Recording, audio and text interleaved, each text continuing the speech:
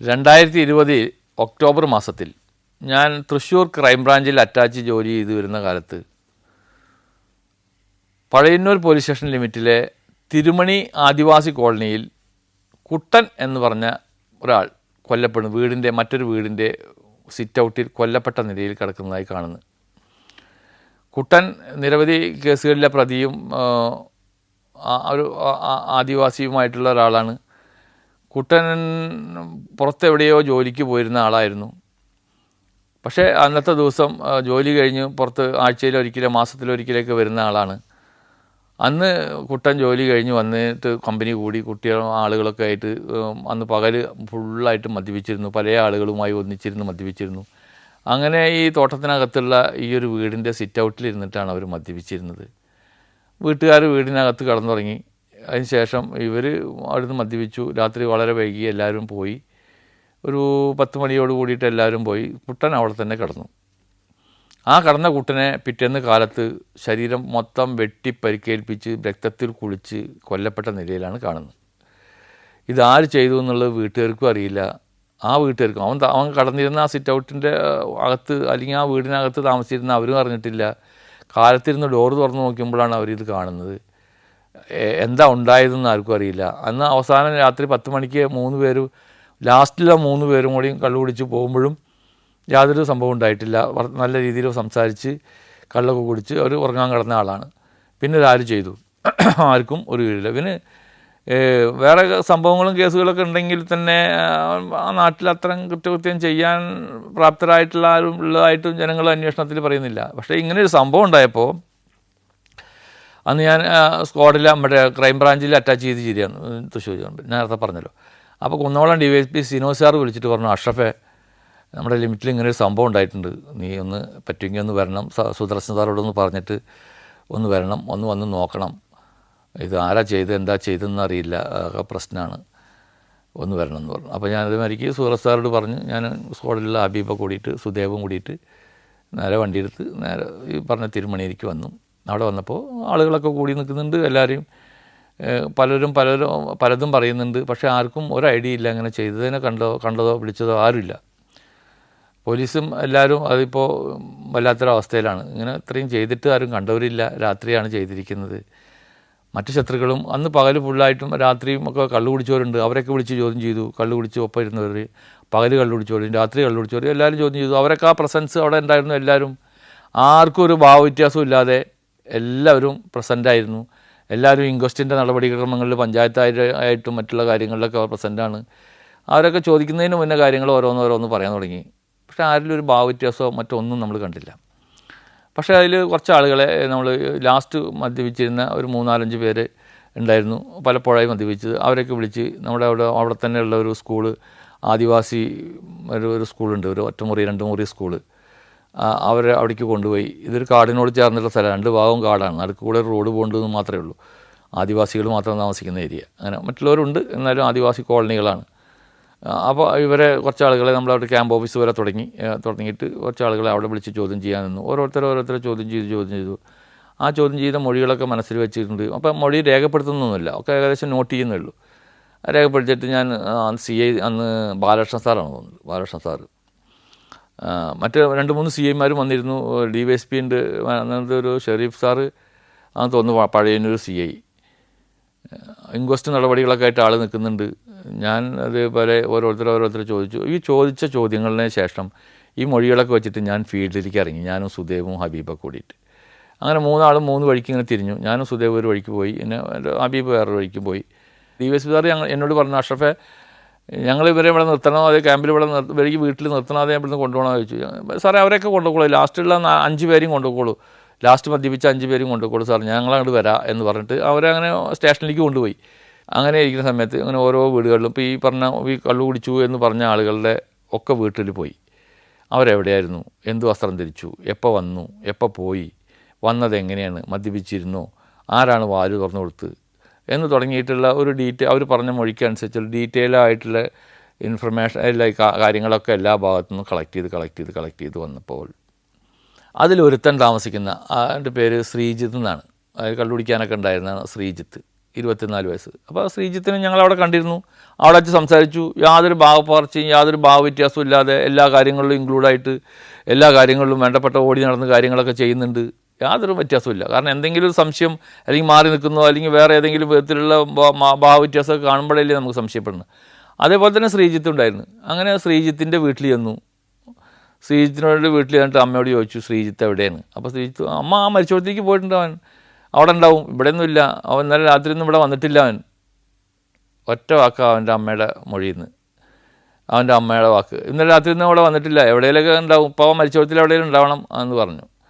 ശരി, അപ്പോൾ അവൻ എവിടെയായിരുന്നു? അവൻ ഇവിടെ നിന്ന് രാത്രി ഡ്രസ്സ് ഇടാനൊക്കെ ആയിട്ട് വന്നിട്ട് അവൻ്റെ ഭാര്യ വീട്ടിലേക്ക് പോയി, പിന്നെ അങ്ങോട്ട് വന്നിട്ടില്ല പറഞ്ഞു. ഭാര്യ വീട് എവിടെയെന്ന് വെച്ചപ്പോൾ തൊട്ടപ്പുറത്ത് തന്നെ ആ കോളനിയുടെ വേറൊരു ഭാഗത്താണ് അവർ ഭാര്യ വീട് താമസിക്കുന്നത്. ഭാര്യയോട് വന്ന് കാര്യങ്ങളൊക്കെ ചോദിച്ചു. അപ്പോൾ എൻ്റെ ഒപ്പം നടക്കുന്ന എൻ്റെ ഒപ്പമുള്ള മറ്റേ സുദേവ് എന്ന് പറഞ്ഞ പോലീസുകാരന് ഒരു പ്രത്യേകത അവനോട് പറഞ്ഞു, ഞാൻ സുദേവ് എല്ലാ കാര്യങ്ങളും റെക്കോർഡ് ചെയ്തോളണം കേട്ടോ എന്ന് പറഞ്ഞിട്ടുണ്ടായിരുന്നു. അപ്പം മൊബൈലൊക്കെ ഓണാക്കിയിട്ട് അറിയാതെ റെക്കോർഡ് ചെയ്തുകൊണ്ടിരിക്കുകയാണ്. അപ്പോൾ ആ ഭാര്യ അടുത്ത് വന്നു. ഭാര്യ അടുത്ത് വന്ന് സംസാരിച്ചപ്പോൾ ചേട്ടൻ ഇന്നലെ അവിടുന്ന് വന്നു, പക്ഷേ നനഞ്ഞിട്ടൊക്കെയാണ് വന്നത്, കുളിച്ചിട്ടൊക്കെയാണ് വന്നത്. അപ്പോൾ എപ്പോഴാണ് വന്ന് ചോദിച്ചപ്പോൾ അവരുടെ മൊഴി പ്രകാരം അത് വളരെ നേരം വീട്ടിൽ വന്ന് അവിടെ കള്ളുപിടിക്കായിരുന്നു എന്നാണ് പറഞ്ഞ്. വന്നപ്പോൾ ഒരു 4 മണിയൊക്കെ ആയിട്ടുണ്ട് പുലർച്ചെ എന്ന് പറഞ്ഞു. അവൻ്റെ മൊഴി പ്രകാരം അവർ എല്ലാവരും 3 പേരും ലാസ്റ്റ് മദ്യപിച്ചവർ 3 പേരും 10 മണിക്ക് മുമ്പ് അവിടെ നിന്ന് പോയിട്ടുണ്ട്, 10 മണിക്ക് മുമ്പ് പോയിട്ടുണ്ട്. പക്ഷേ ഭാര്യയുടെ മൊഴി പ്രകാരം 4 മണിക്കാണ് വന്നത്, നനഞ്ഞിട്ടൊക്കെയാണ് വന്നത് എന്ന് പറഞ്ഞു. എന്നാൽ അമ്മ പറയുന്നത്, വേറൊരു വീട്ടിൽ താമസിക്കുന്ന അമ്മ പറയുന്നത് അന്ന് രാത്രി വന്നിട്ടില്ല, പിന്നെ കാലത്ത് എപ്പോഴും വന്നിട്ട് ഡ്രസ്സ് മാറി പോവുകയും ചെയ്ത് എന്ന് പറഞ്ഞു. അപ്പോൾ അവനൊക്കെ ആണെങ്കിൽ ആ ഒരു സംശയത്തിന് നടക്കാത്ത വിധത്തിൽ ആ സംഭവ സ്ഥലത്തുണ്ടതിനും ഇൻക്വസ്റ്റിനും പിടിക്കാനും വലിക്കാനും എല്ലാത്തിനും അവനുണ്ട്. അപ്പോൾ ഭാര്യയുടെ മൊഴി ഇത് പറഞ്ഞപ്പോൾ ഇതൊക്കെ ഇങ്ങനെ റെക്കോർഡ് ചെയ്തുകൊണ്ടിരിക്കുന്നുണ്ട്. എന്നിട്ട് എന്തുണ്ടായി, എപ്പോഴും 4 മണിക്ക് വന്നിട്ട് എന്താ പറഞ്ഞ് ഭാര്യയുമായിട്ട് ഇങ്ങനെ സംസാരിച്ചുകൊണ്ടിരിക്കുമ്പോൾ അതിൻ്റെ ഇടയിൽ പറഞ്ഞു കുട്ടനുമായിട്ട് ശ്രീജിത്തേട്ടന് മുന്നൊരു പ്രശ്നം ഉണ്ടായതാണ്, പക്ഷേ അതൊന്നും അവർ പിന്നെ കാര്യമാക്കിയിട്ടില്ല, അവരിരുന്ന് മദ്യപിക്കാനൊക്കെ പോകാറുണ്ട് എന്നുള്ള വിവരങ്ങൾ പറഞ്ഞു. അപ്പോഴാണ് നമുക്ക് കുട്ടനും ശ്രീജിത്തും തമ്മിൽ മുമ്പ് വഴക്കുണ്ടായിട്ടുള്ള ഒരു കേസുണ്ടായിട്ടുള്ള വിവരങ്ങളൊക്കെ നമ്മൾ അറിയുന്നത്. ഭാര്യയോട് കൂടുതൽ ചോദിച്ചു പറഞ്ഞു 4 മണിയായിട്ട് ഇവിടെ എത്തി, നനഞ്ഞിട്ടൊക്കെ വന്നിരുന്ന്, പിന്നെ ഡ്രസ്സ് മാറി, എന്തോ സംസാരങ്ങൾ ഉണ്ടായി എന്ന് പറഞ്ഞതല്ലാണ്ട് മറ്റൊന്നും പറഞ്ഞിട്ടില്ല കൂട്ടനുമായിട്ട് എന്നൊക്കെ പറഞ്ഞു. കാലത്തിനിച്ച ആൾ പോവുകയും ചെയ്തു, മരിച്ചോടത്തിലൊക്കെ ഉണ്ടായിരുന്നു, ഞാൻ പോയപ്പോഴും ചേട്ടനെ അവിടെ പിടിക്കാനൊക്കെ ഉണ്ടായിരുന്നു, ചേട്ടനാണ്, മറ്റു കാര്യങ്ങളൊന്നുമില്ല എന്നും പറഞ്ഞു. അപ്പം ഞങ്ങൾക്ക് കാര്യമായിട്ട് സംശയം തോന്നി. ഈ പറയുമ്പോൾ തന്നെ ആ സ്ത്രീയുടെ മുഖത്തിന് എന്തൊരു ഭാവമാറ്റം വന്നു. കാരണം ഇനിയിപ്പോൾ എന്തെങ്കിലും പ്രശ്നം ഉണ്ടായോ എന്നുള്ള സംശയത്തിന് മുകളിലാണ്. കാരണം അവർക്ക് അറിയൊന്നുമില്ല, ഭർത്താവായിട്ട് പറഞ്ഞിട്ടുമില്ല, ഈ പറഞ്ഞ ശ്രീജിത്തൊന്നും അവനോട് പറഞ്ഞിട്ടില്ല.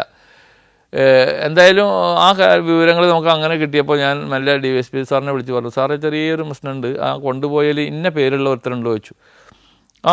ഉണ്ട് അഷ്റഫേ എന്ന് പറഞ്ഞു. അഷ്റഫ് അവനൊന്ന് പ്രത്യേകം ശ്രദ്ധിക്കണം സാർ, ഞാൻ അങ്ങോട്ട് വരാം, ഒരു ചെറിയ സംശയമുണ്ട് എന്ന് പറയുകയും ചെയ്തു. അപ്പോൾ ശരി എന്ന് പറഞ്ഞു. അപ്പോൾ കുറേ കഴിഞ്ഞിട്ട് പിന്നെ ഞങ്ങൾ ഇതൊക്കെ കഴിഞ്ഞപ്പോഴത്തേന് ഇരുട്ടായി, എല്ലാ കാര്യങ്ങളും എല്ലാ വീടുകളിലും അന്വേഷിച്ച് വന്നപ്പോൾ ഇവനിൽ മാത്രമേ സംശയമുള്ളൂ.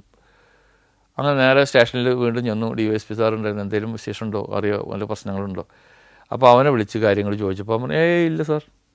അപ്പോൾ ഞാൻ പറഞ്ഞു ഇങ്ങനെ ഭാര്യയുടെ റെക്കോർഡ് ഉണ്ട്, ഇപ്പോഴും പറഞ്ഞ കാര്യങ്ങളുണ്ട്, നീ സത്യം പറഞ്ഞോ, അല്ലെങ്കിൽ വെറുതെ പ്രശ്നങ്ങൾക്ക് നിൽക്കേണ്ട, കാര്യങ്ങൾ പറഞ്ഞാൽ നിനക്ക് സഹായങ്ങളൊക്കെ ചെയ്യാവുന്ന സ്വാഭാവികമായിട്ടുള്ള സംസാരങ്ങളും കാര്യങ്ങളൊക്കെ പറഞ്ഞപ്പോൾ അവനൊരു വെറുതെ അങ്ങ് ഒരു കരച്ചിലാണ് കരഞ്ഞു, ഭയങ്കര സൗണ്ടിലൊരു കരച്ചിലാണ് കരഞ്ഞു. അപ്പോൾ CI സാറ് വരുന്നേ ഉള്ളൂ അവിടെ, മറ്റേ കേസിൻ്റെ അന്വേഷണ ഉദ്യോഗസ്ഥൻ. അയ്യോ DYSP ഉണ്ട്, ഞങ്ങളെല്ലാവരും സ്ക്വാഡുകാരുണ്ട്.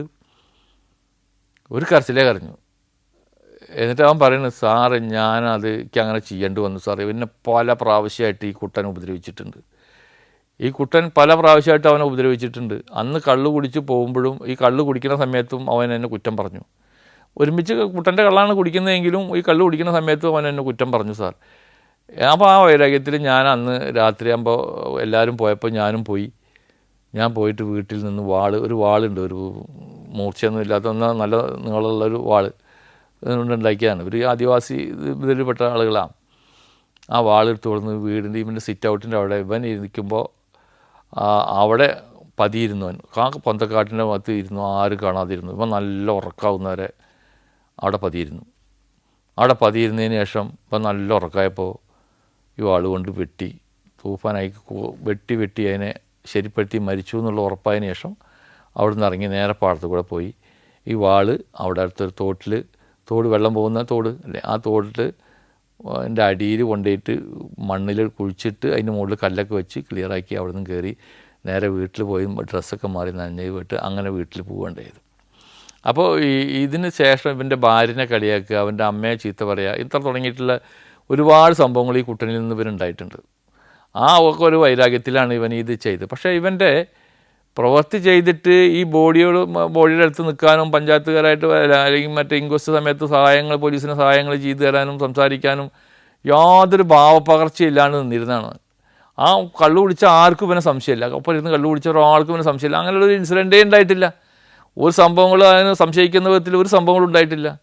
അതൊക്കെ കഴിഞ്ഞതിന് ശേഷം അവൻ ചെയ്ത ഒരു കുറ്റകൃത്യമാണിത്. കാരണം ഇത് നമുക്ക് ഇവനെ ഇവരുടെ ഓരോരുത്തരുടെ മൊഴികളും ഫിസിക്കലി വെരിഫൈ ചെയ്തില്ലായിരുന്നുവെങ്കിൽ പിന്നെ നമുക്ക് കിട്ടില്ല, പിന്നെ നമുക്ക് പറയാൻ പറ്റില്ല. കാരണം എന്നറിയോ, ഈ വീട്ടുകാരൊക്കെ എന്തെങ്കിലും വന്നു കഴിഞ്ഞാൽ അവർക്കൊക്കെ എന്തെങ്കിലും സൂചന കിട്ടി കഴിഞ്ഞാൽ അവർ ടിസ്റ്റാക്കി മൊഴി ഇതുപോലെ പറയില്ല. മൊഴി പറയില്ല എന്ന് മാത്രമല്ല, അത് ആ കോൺക്രീറ്റ് ആവും ചെയ്യും. പിന്നെ നമുക്ക് അവനിലേക്ക് എത്തിപ്പെടാനേ യാതൊരു മാർഗ്ഗം ഉണ്ടാവില്ല. കാരണം അത് കണ്ടവരാരും ഇല്ലല്ലോ. രാത്രിയുടെ ഏതോ യാമങ്ങൾ എത്രയോ 2-3 മണിക്കൊക്കെയാണ് ആ സംഭവം ചെയ്തിരിക്കുന്നവർ. അത്രയും ഉറങ്ങിയിട്ട് ആ സമയത്താണ് ചെയ്തിരിക്കുന്നത്. ഒരാളും കാണില്ല, കാട് പ്രദേശമായിട്ടുള്ള ഒറ്റയ്ക്ക് കിടക്കുന്ന സ്ഥലത്ത്. അങ്ങനെയുള്ളൊരു ഇൻസിഡൻ്റ് ആയിരുന്നു അത്. വളരെ നമ്മൾ അപ്പോഴേ ആ സമയത്ത് പ്രതികളുടെ അല്ലെങ്കിൽ സംശയിക്കുന്ന അല്ലെങ്കിൽ അവസാനം പറഞ്ഞിട്ടുള്ള മദ്യപിച്ച ആളുകളുടെ മൊഴികളൊക്കെ അപ്പോഴേ പോയി ഓരോ വീടുകളിലും വെരിഫൈ ചെയ്തതിൻ്റെ പേരിൽ മാത്രം നമുക്ക് പെട്ടെന്ന് ഡിറ്റക്ഷൻ ആകാൻ പറ്റിയ ഒരു കേസാണത്. കുട്ടൻ, അത് ഞാൻ സർവീസിൽ നിന്നൊക്കെ റിട്ടയർഡ് ആവുന്നതിൻ്റെ തൊട്ട് മുമ്പുള്ള ആ ഒരു വർഷങ്ങളിൽ ഉണ്ടായിട്ടുള്ള ഒരു സംഭവമാണ് ഈ സംഭവം. അതാണ് ആ കേസിൻ്റെ പ്രത്യേകത. ശ്രീജിത്ത് പ്രതിയായ ആ കേസ് ഇപ്പോൾ കോടതിയിലാണ് ഉള്ളത്. അത് ഇപ്പോൾ ട്രയലൊക്കെ വരണമെങ്കിൽ ഇനിയും കൊല്ലങ്ങളും പിടിക്കും. കാരണം ഇപ്പോൾ 10, 15, 12 വർഷങ്ങൾക്ക് മുമ്പുള്ള കേസുകളൊക്കെ ഇപ്പോൾ ഞങ്ങളുടെ ഓരോ കേസുകളാണ് ഇപ്പോൾ വിളിച്ചുകൊണ്ടിരിക്കുന്നത്. അപ്പോൾ ട്രയൽ നടക്കണമെങ്കിൽ സ്വാഭാവിക ജാമ്യം കിട്ടി പുറത്തു പോയ കേസുകളിലൊക്കെ ഇനി ട്രയൽ നടക്കണമെങ്കിൽ സമയങ്ങൾ പിടിക്കും. ഇതും അങ്ങനെ സമയം പിടിക്കുന്നതാണ് എനിക്ക് തോന്നുന്നത്. Germany, Poland, Bosnia and Herzegovina, Kyrgyzstan. സഞ്ചാരം വോള്യം നമ്പർ 19 ഫുൾ HD-യിലുള്ള ഈ അപൂർവ ദൃശ്യയാത്രാ വിവരണ ശേഖരം സ്വന്തമാക്കാൻ സഞ്ചാരം എന്ന് SMS ചെയ്യൂ. ഫോൺ 9995442222. 2016 ഞാൻ തൃശ്ശൂർ ജില്ലാ ക്രൈംബ്രാഞ്ചിൽ ജോലി ചെയ്തിരുന്ന കാലത്ത് തൃശ്ശൂർ ജില്ലയിലെ കുന്നംകുളം പോലീസ് സ്റ്റേഷൻ അതിർത്തിയിലുള്ള പെരുമ്പിലാവ് എന്ന സ്ഥലത്ത് ഒരു ഒഴിഞ്ഞ പറമ്പിൽ ഒരു പൊട്ടക്കിണറ്റിൽ നിന്നും ഒരു ബോഡി കണ്ടെത്തുന്നു. സ്വാഭാവികമായി പോലീസ് അതിന് നാച്ചുറൽ ഡെത്തിന് കേസ് രജിസ്റ്റർ ചെയ്ത് ഇൻക്വസ്റ്റ് നടത്തി പോസ്റ്റ്മോർട്ടം ചെയ്ത ശേഷമാണ് ഈ പോസ്റ്റ്മോർട്ടം റിപ്പോർട്ട് പ്രകാരമൊക്കെയാണ് നമുക്ക് പിന്നെ മനസ്സിലാവുന്ന പോലീസിന് അതൊരു കൊലപാതകമാണെന്ന് സംശയിക്കുന്നു. ഈ വിവരം അറിഞ്ഞ അന്നത്തെ തൃശ്ശൂർ SP അജിത ബീഗ മാഡം ഞങ്ങളോട് പറഞ്ഞു, ക്രൈംബ്രാഞ്ചിലുള്ള പോലീസ് ഓഫീസർമാരോട് ഞങ്ങളുടെ സ്ക്വാഡിലുള്ളവർ പറഞ്ഞു, അഷ്റഫെ ഇങ്ങനെ ഒരു കുന്നംകുളത്തൊരു ബോഡി കിട്ടിയിട്ടുണ്ട്, അതിന് ഒരു കൊലപാതകമാണെന്ന് സംശയിക്കുന്നുണ്ട്, നിങ്ങൾ പോയിട്ടൊന്ന് അന്വേഷിക്കുക, എന്താ അതിൻ്റെ കാര്യം, എന്താണ് കൊലപാതകമാണോ, അത് നാച്ചുറൽ ഡെത്താണോ, ആക്സിഡൻ്റ് ഡെത്താണോ, എന്താണെന്നൊന്ന് അന്വേഷിക്കുക എന്ന് പറഞ്ഞു. അങ്ങനെ അന്നത്തെ സ്ക്വാഡിലുള്ള ഞാനും ഹബീബും സുദേവും അങ്ങനെ തുടങ്ങിയിട്ടുള്ള എല്ലാവരും കൂടി നേരെ കുന്നംകുളത്ത് വന്നു. കുന്നംകുളത്ത് അന്നത്തെ സീനെ കണ്ടു, അതായത് സച്ചോനെ കണ്ടു. ആ സംഭവ സ്ഥലത്ത് പോയി, പെരുമ്പിലാവിൽ പോയി, പരിസരത്തൊക്കെ അന്വേഷിച്ചു. അപ്പോൾ ആർക്കും ഒരു ഐഡിയ ഇല്ല. എന്നാൽ ഒരു 1-2 ആളുകൾ പറഞ്ഞു, സാർ അവിടെ തലേ ദിവസം 1-2 ആൾ ഇരുന്ന് മദ്യപിക്കുന്നതായിട്ട് ഞങ്ങൾ കണ്ടിട്ടുണ്ട്, ആരാണ് എന്താണെന്ന് അറിയില്ല. അവിടേക്ക് ആളുകൾ ഇരുന്ന് ചീട്ട് കളിക്കുന്നതും മറ്റുമായിട്ടുള്ള സ്ഥലങ്ങളാണ്. 2 പേരാ കിണറിൻ്റെ അവിടെ നിൽക്കുന്നതും മദ്യപിക്കുന്നതും കണ്ടിട്ടുണ്ട്, പിന്നീട് അവരെ കണ്ടിട്ടില്ല എന്നുള്ള സൂചനകളൊക്കെ ചില ആളുകൾ തന്നു. എന്തായാലും ഞങ്ങൾ പരിസരത്തൊക്കെ ഉള്ള ഓരോ ആളുകളോട് അന്വേഷിച്ചു. അവിടേക്ക് പോകുന്ന CCTV ദൃശ്യങ്ങളൊക്കെ നോക്കി പരിശോധിച്ചു. അങ്ങനെ പോകുന്ന 2 ആളുകളുടെ ദൃശ്യങ്ങൾ നമുക്ക് കിട്ടി. അവരെക്കുറിച്ച് അന്വേഷിച്ചപ്പോഴാണ് ഒരാൾ ബീഹാർ സ്വദേശിയായിട്ടുള്ള ലത്തീഫ് എന്ന് പറഞ്ഞ ഒരാളാണെന്നും മറ്റൊരാൾ കർണാടകയിലെ കോലാർ സ്വദേശി ഒരു നജീബ് എന്ന് പറഞ്ഞ മറ്റൊരാളാണെന്ന് മനസ്സിലായി. അത് പല ആളുകളോടും ചോദിച്ചു. അങ്ങനെ ലത്തീഫിനെ കുറിച്ച് അന്വേഷിച്ചപ്പോൾ ലത്തീഫ് ഇപ്പോൾ അവിടെ ഇല്ല, എവിടെയാണ് എന്താണെന്ന് അറിയില്ല എന്നാണ് പല ആളുകളിൽ നിന്ന് മനസ്സിലായി. പിന്നെ ഈ നജീബിനെ കുറിച്ച് അന്വേഷിച്ചപ്പോഴാണ് അപ്പോൾ ഇവിടെ ഉണ്ടായിരുന്നു, ഹൗസ് ഓണർ പറയുന്നു, അതിന് തൊട്ടടുത്ത ആളുകളും വീട്ടുകാരൊക്കെ ഉണ്ടായിരുന്നു, ഇന്ന് കാലത്ത് നാട്ടിലേക്കാന്ന് പറഞ്ഞിട്ട് ഇവിടുന്ന് പോയിട്ടുണ്ട് എന്നുള്ള വിവരങ്ങളും അവൻ്റെ പ്രവൃത്തിയിലും സംസാരത്തിലും എന്തൊക്കെയോ സംശയങ്ങളുണ്ട് സാർ, എന്താണെന്നറിയില്ല, ഞങ്ങളോടൊന്നും പറഞ്ഞില്ല എന്നുള്ള കാര്യങ്ങളൊക്കെ അവരും പറഞ്ഞു. പിന്നീട് നമ്മൾ ഈ ഫോട്ടോ വെച്ചിട്ട് ഈ കൊല്ലപ്പെട്ടത് അല്ലെങ്കിൽ മരണപ്പെട്ടത് ലത്തീഫാണെന്ന് നമുക്ക് ബോധ്യപ്പെട്ടു. അത് പോസ്റ്റ്മോർട്ടം റിപ്പോർട്ടിൽ അത് കൊലപാതകമായിട്ട് നമുക്ക് സംശയിക്കുന്നുണ്ടെന്നൊക്കെ പറഞ്ഞു. എന്തായാലും നമുക്ക് നജീബിനെ കണ്ടെത്താനുള്ള അന്വേഷണമായി. പിന്നെ നജീബ് എവിടെയാണ് എന്താണെന്നറിയില്ല. അപ്പോൾ നജീബിൻ്റെ ചില ഡീറ്റെയിൽസുകളും ഫോൺ നമ്പറുകളും കാര്യങ്ങളൊക്കെ കിട്ടി. അത് വെച്ച് അന്വേഷിച്ചപ്പോഴാണ് നജീബ് കോലാറിലാണെന്ന് മനസ്സിലായത്. അവൻ്റെ ലൊക്കേഷൻ കോലാർ, കർണാടകത്തിലെ കോലാറാണെന്ന് പറഞ്ഞു. അപ്പോഴേക്കും സമയം വൈകി, ഇരുട്ടായി തുടങ്ങി. സ്ക്വാഡിലുള്ള ക്രൈംബ്രാഞ്ചിലുള്ള കുറേ ജില്ലാ ക്രൈംബ്രാഞ്ചിലുള്ള പോലീസുകാരൊക്കെ ഉണ്ടായിരുന്നു. ഞാൻ അജിത മാഡത്തിനെ വിളിച്ച് പറഞ്ഞു, ഇങ്ങനെയൊക്കെയാണ്, നമുക്കൊരു സംശയമുണ്ട്, ഇന്നപ്പോൾ ഒരാളെ എസ്കേപ്പായിട്ടുണ്ട്, രക്ഷപ്പെട്ടിട്ടുണ്ട്, അയാൾ ഇവിടുന്ന് മുങ്ങിയിരിക്കാനും സംശയമുണ്ട്, അവൻ്റെ മൊഴിയിലും പ്രവൃത്തിയിലും നാട്ടുകാരും ആ പരിസരവാസികളും സംശയം പറയുന്നുണ്ട്, അപ്പോൾ അവനെ അന്വേഷിച്ച് കണ്ടെത്തിയാലാണ് ഇതിൻ്റെ നിജസ്ഥിതി അറിയാൻ പറ്റുമോ എന്ന് പറഞ്ഞു. അഷ്റഫ് മൂവ് ചെയ്തോ എന്ന് പറഞ്ഞു. ഞങ്ങൾ ആ രാത്രി അപ്പോഴേ വേറെ ഡ്രസ്സും കാര്യങ്ങളൊന്നും എടുക്കുന്നത് നേരെ കോലാറിലേക്കൊരു വണ്ടി അറേഞ്ച് ചെയ്തു. കുന്നോളം പോലീസ് വണ്ടി അറേഞ്ച് ചെയ്തു തന്നു. അത് പ്രകാരം ഞങ്ങൾ 3-4 പേര് കൂടിയിട്ട് അന്ന് ശങ്കരൻകുട്ടി സാറ് ഉണ്ടായിരുന്നു തോന്നുന്നുണ്ട് എനിക്ക്. ശങ്കരൻകുട്ടി സാറും ഞങ്ങളും കൂടിയിട്ട് അവിടെ നിന്ന് പോയത്. CI അന്ന് SI ക്രൈംബ്രാഞ്ചിലെ SI ശങ്കരൻകുട്ടി സാറ്, ഞാൻ, ഹബീബ കൂടിയിട്ട് ഇവിടുന്ന് കോലാറിലേക്ക് പോയി. കോലാറിൽ പിറ്റേ ദിവസം കോലാറിലെത്തി അന്വേഷണം നടത്തി. ഇവൻ്റെ ഫോൺ ലൊക്കേഷൻ നോക്കി അന്വേഷിച്ച് കണ്ടു. ഒരു ഫോട്ടോ നമുക്ക് കിട്ടിയിരുന്നു ഇവിടുന്ന്, പഴയൊരു ഫോട്ടോ. അതൊക്കെ വെച്ച് അന്വേഷിച്ച് ഇവൻ്റെ അഡ്രസ്സും ഉണ്ട്. അങ്ങനെ വീട്ടിൽ എൻ്റെ ഭാഗത്ത് പരിസരത്ത് തന്നെ അന്വേഷിച്ചപ്പോൾ അവൻ അവിടെ ഇല്ല, പുറത്തെവിടെയോ പോയിരിക്കുകയാണ്. എന്തായാലും ആളവിടെ എത്തിയിട്ടുണ്ടെന്ന് മനസ്സിലായി. പക്ഷേ ഈ കാറിലും കേരള നമ്പർ കാറിലൊക്കെ പോയി കഴിഞ്ഞാൽ അറിയും എന്നുള്ളതിൻ്റെ പേരിൽ ഞങ്ങളവിടെ നിർത്തിയിട്ട് പിന്നെ നടന്നിട്ടാണ് പോയത്. എന്നിട്ട് കാറ് കുറേ ദൂരത്ത് നിർത്തിയിട്ട് അവൻ്റെ വീടിൻ്റെ ഭാഗത്തേക്ക് നടന്നു പോയി. അവസാനം അവൻ വീടിൻ്റെ അവിടെ നിന്ന് ഒരു 100 മീറ്റർ മാറിയിട്ടുള്ള ഒരു കടയിൽ ഇവൻ നിൽക്കുന്നതായിട്ട് കണ്ടു. പക്ഷേ നമ്മൾ അവിടുന്ന് പിടിക്കാൻ നിന്ന് കഴിഞ്ഞാൽ അത് സീനാവും. പക്ഷേ നമ്മൾ വണ്ടികളും കാര്യങ്ങളൊന്നും ഇല്ല. ഇനി നമുക്ക് വണ്ടികൾ പുറത്തപ്പുറത്തല്ലേ, പിടിക്കാൻ നിന്ന് ജനങ്ങൾ വയലൻ്റ് ആവും. എന്താണെന്ന് നമുക്ക് പറയാൻ പറ്റില്ല. ഇവനെതിരെ വ്യക്തമായൊരു തെളിവും കാര്യങ്ങളൊന്നുമില്ല. പിന്നീട് ഉള്ള കാര്യങ്ങളല്ലേ നമുക്ക് മനസ്സിലാക്കാൻ പറ്റുള്ളൂ. ഇവനെ പിടിച്ചതിന് ശേഷം എന്തായാലും ഈ ഫോട്ടോ പിന്നീട് നമുക്ക് CCTV ദൃശ്യങ്ങളും കാര്യങ്ങളൊക്കെ കണ്ടിട്ട് നാട്ടുകാരും മറ്റുള്ള ആളുകളൊക്കെ അത് ഐഡൻറ്റിഫൈ ചെയ്ത് കഴിഞ്ഞിട്ടുണ്ട്. അപ്പോൾ ആ സ്ഥിതിക്ക് നമുക്ക് അവനെ അവിടെ നിന്ന് എടുക്കുക എന്നുള്ളൊരു ബുദ്ധിമുട്ടുള്ള. പക്ഷേ പിന്നെ രണ്ടും കൽപ്പിച്ച് നമുക്ക് എന്ത് വേണമെങ്കിൽ വരട്ടെ, വരുമ്പോൾ ആ ലെവലിൽ അത് കാണാം എന്ന് കരുതി വണ്ടി വരാൻ പറഞ്ഞു. ആ പുറത്തു നിന്നിരുന്ന വണ്ടി, ദൂരെ മാടി നിന്ന വണ്ടി വരാൻ പറഞ്ഞു. നേരെ അവനെ വണ്ടി വന്ന് തിരിച്ച് നിർത്തി. ഇങ്ങോട്ട് വന്ന് ഡോറ് തുറന്ന് ഒരു പെട്ടിക്കടയുടെ മുന്നിൽ നിന്നിരുന്ന ആളെ വലിച്ച് വണ്ടിയുടെ ഉള്ളിലേക്കാണ്ട് കയറ്റി എസ്കേപ്പായി അവിടുന്ന്. ജനങ്ങൾ കൂക്കി വിളിക്കുന്നൊക്കെ ഉണ്ട് അവിടുന്ന്. പക്ഷേ ഒരു ഗല്ലി പോലുള്ള സ്ഥലമാണ്. എന്തായാലും അവിടെ നിർത്തി കഴിഞ്ഞാൽ സീനാവും എന്നുള്ളത് ഞങ്ങൾക്കറിയാം. ഞങ്ങൾ അവിടുത്തെ പോലീസിനെയും കാര്യങ്ങളൊന്നും അറിയിച്ചിട്ടില്ല. പിന്നെ ആ ഓട്ടം നിർത്തിയത് ഞങ്ങൾ തമിഴ്നാടിൻ്റെ കർണാടകത്തിൻ്റെ ബോർഡർ കഴിഞ്ഞിട്ട് നിർത്തിയിട്ടുള്ളൂ. നേരെ വിട്ടു വന്നു. നേരെ കർണാടകത്തിൽ നിന്ന് വിട്ടു വന്ന് നാട്ടിൽ വന്നു. അപ്പോഴേക്കും അവൻ കൂളായി. അവൻ കാര്യങ്ങളൊക്കെ പറഞ്ഞു തുടങ്ങി. വണ്ടിയിലിരുന്നിട്ട് തന്നെ പറഞ്ഞു. പറഞ്ഞു ഇവിടെ വന്നപ്പോൾ അവർ തമ്മിൽ എന്തോ കള്ളു കുടിച്ചിട്ടുള്ള ബഹളം വെച്ച് അതിൻ്റെ മുകളിലുണ്ടായിട്ടുള്ള സംഭവങ്ങളും അവരെന്തോ പണി ചെയ്തതുമായി ബന്ധപ്പെട്ട് മുന്നുണ്ടായ വൈരാഗ്യങ്ങളും കാര്യങ്ങളൊക്കെയാണെന്ന് അവനിൽ നിന്ന് ബോധ്യപ്പെട്ടു. അതിൻ്റെ പേരിൽ അവൻ ചെയ്തിട്ടുള്ള ഈ കഴുത്ത് ധരിച്ചിട്ട് അങ്ങോട്ട് തള്ളിയിട്ടതാണ് എന്നാണ് അവൻ്റെ മൊഴി. അതിനുള്ള തെളിവുകളൊക്കെ പിന്നീട് അന്വേഷണം നടത്തിയിട്ട് ഞങ്ങൾ ഈ ഡിറ്റക്ഷൻ മാത്രമാണ് ഈ സ്ക്വാഡുകാരുടെ മെയിനായിട്ടുള്ള പണി. നമ്മളൊരു പർട്ടിക്കുലർ കേസ് എല്ലാ കാര്യങ്ങളും അന്വേഷണത്തിന് ഏറ്റെടുക്കുമ്പോൾ മാത്രമേ നമ്മൾ ഡോക്യുമെൻറ്റേഷൻ വർക്കുകളും തെളിവ് ശേഖരണങ്ങളും മറ്റും നടത്താറുള്ളൂ. മറ്റത് പ്രതി ആരെന്ന് അറിയാത്ത കേസുകളിൽ പ്രതിയെ കണ്ടെത്തി അന്വേഷണ ഉദ്യോഗസ്ഥന് അല്ലെങ്കിൽ അന്വേഷണ സംഘത്തിന് ഏൽപ്പിച്ചു കൊടുക്കുക, അതിൻ്റെ കാര്യങ്ങൾ പറഞ്ഞു കൊടുക്കുക എന്ന് മാത്രം. ബാക്കിയുള്ള അതിൻ്റെ തെളിവുകളും കോടതിക്ക് ആവശ്യമായ മറ്റ് തെളിവുകളും മറ്റ് രേഖകളും മറ്റ് തയ്യാറാക്കുന്നു, ഡോക്യുമെൻറ്റേഷൻ വർക്ക് ചെയ്യുന്നു, മറ്റു എല്ലാ കാര്യങ്ങളും ചെയ്യുന്നു. ആ കേസിൻ്റെ അന്വേഷണ ഉദ്യോഗസ്ഥനും കൺസെൻറ്റ് പോലീസ് സ്റ്റേഷനും കാര്യങ്ങളൊക്കെയാണ്.